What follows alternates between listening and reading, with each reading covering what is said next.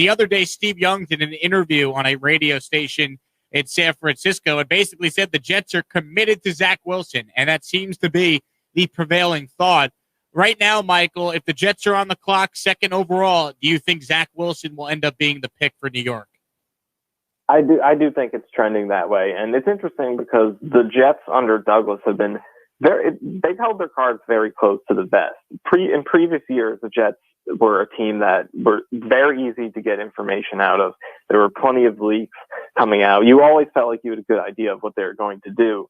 That hasn't been the case anymore. But for the first time, we were starting to get a little bit of a few signals of what they might be thinking of doing. And the signs are definitely out there with Zach Wilson. You mentioned Steve Young, Dane Brugler, after Zach Wilson's pro day. He had a tweet that an NFL scout who was at the pro day said, draft starts at 3, Wilson's going 2. You also had the Niners and the report that they couldn't get up to number 2, or they didn't even talk to the Jets about making that move up to 2.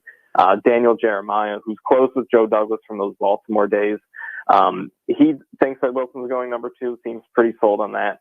So the signs are starting to be there that Wilson is the Jets guy. I wouldn't totally rule out Justin Fields yet, just because of the reputation that Douglas has built in terms of keeping things close to the vest and not letting too much information get out. But right now, I would feel 90% sure that Zach Wilson's going to be the guy. Is it the right move to take a quarterback at 2 and move on from Sam Darnold?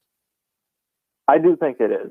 Sam Darnold can definitely find success in the league somewhere, but I think the biggest factor in all this is that 5th-year option. The Jets obviously can't pick that up with how he's played so far. Hasn't proven enough for you to commit to that 5th year and the money that comes along with that. So you'd have him on a 1-year trial, and you just don't know what you're going to get from him. Last year, I really think the biggest thing in terms of on-field play with how he performed last season is that when you really turn on the film and look at it, it's easy to pick all these narratives where Gase was terrible, the sport was bad, the receivers, offensive line, all those things are true.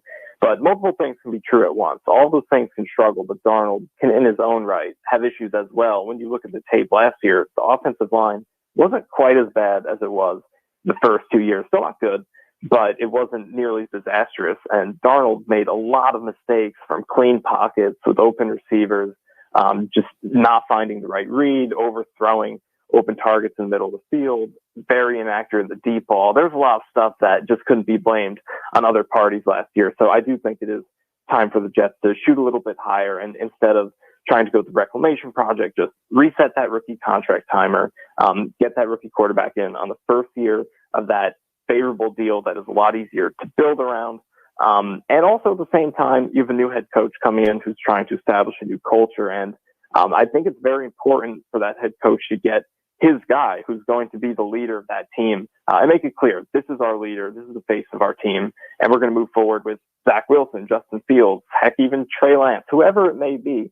This is our guy, the face of our team, rather than sort of the controversy and uncertainty that might come with sticking with Sam Darnold. So Darnold can definitely succeed in the league if he finds the right place. He's still so young. He has plenty of great physical tools, but he definitely this past season didn't do enough within what he could control to make that a strong enough case for the Jets to pass on a quarterback this year. Michael, what is your response to those that say, no, you have to stick with Sam, trade attitude, get all these assets and build around him? What is your response to those that say the move is to build around Sam and trade back and get more picks with that number 2 slot? I really do think the thing that I always come back to is that when you really dig into his play and watch it, because the narratives are so easy to point to, there have been a lot of problems with this team that made it very hard for him to develop. And I would be willing to bet that none of the other quarterbacks taken in that 2018 first round would have succeeded if they went to the Jets in the same situation. But at the same time, there's a certain bar that you have to clear to where the excuses stop. The first 2 years, I think he cleared that bar. He was good enough to where it's like, okay, if he gets enough help, he could be really good. 2018, 2019, I think he was there. But this past season, whatever it was, he just wasn't at that level. There were too many games where he was just making mistakes that you couldn't excuse, and they had nothing to do with anything else. This offensive line gets, I think, too bad of a rap from past season. This past season, it was much better than the previous 2 years. And the clean pocket mistakes, the open target mistakes, the accuracy mistakes were way up from those first 2 years. And it's hard to pinpoint exactly why that was. He did battle injuries, but a lot of the mistakes were just mental more so than they were having to do with anything physically. So I think that's the biggest thing in terms of wanting to build around Darnold. It's very easy to sort of look back at who he might have been 3 years ago as a prospect, but the guy who was on the field last season really was holding the team back much more so than the team held him back. There are plenty of examples of plays throughout the season in which there were plays there to be made and he just wasn't able to hit them. Denzel Mims was a big time victim. There were a lot of reps in which he was open and Darnold just did not get him the ball. So on film, I think the story with Darnold is a lot less promising than it seems like on paper with him. Michael Nania, founder of the Jet X Factor. Check out their website. They do great work covering the Jets and breaking down all these stats and film that you want leading up to the NFL draft. So getting back to the quarterback conversation with the Jets as far as using the second pick on a quarterback, if it is Wilson, what makes him such an elite prospect? You've done extensive film study on the guy. What are some of the character traits that make him, the right pick for the Jets second overall? Well, I think he's definitely a guy who should fit in really well in this offense. And look, I think that is a narrative that's kind of pushed around a little bit too much. Almost any quarterback would fit well in that offense that Shanahan built in San Francisco because it's just very quarterback friendly. It makes the reads easier. It establishes the run game to take some pressure off of. So the offense that Michael Flora will be bringing over should be very quarterback friendly no matter who it is. But Wilson's ability to make those, to adjust his arm angles, that really should help him because the screen game, the RPO stuff should be a big part of what the Jets do.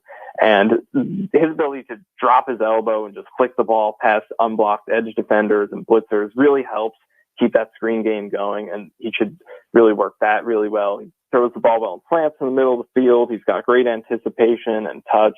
So there's a lot to his game to like. And another thing that I think is sort of underrated in this game is, and not necessarily that this makes him a good scheme fit, but just an underrated aspect of his game is I think his running ability is sort of overlooked. He's nowhere near Justin Fields or Trey Lance, but he's also not a statue in the pocket. He makes a lot of people miss in the open field. He's definitely got some elusiveness to his game. So I think the running game in terms of read option, RPO stuff could be a bigger part of his usage in the NFL level than really a lot of people are talking about. But there's a lot of stuff to like with him. Obviously, the questions are the one-year wonder status, the competition. But in terms of the competition, I just looked to that Coastal Carolina game. I know they lost and they scored their fewest points of the season. He put up his worst stats. But when you actually watch the game, there were 4 passes dropped that were worth over 100 yards.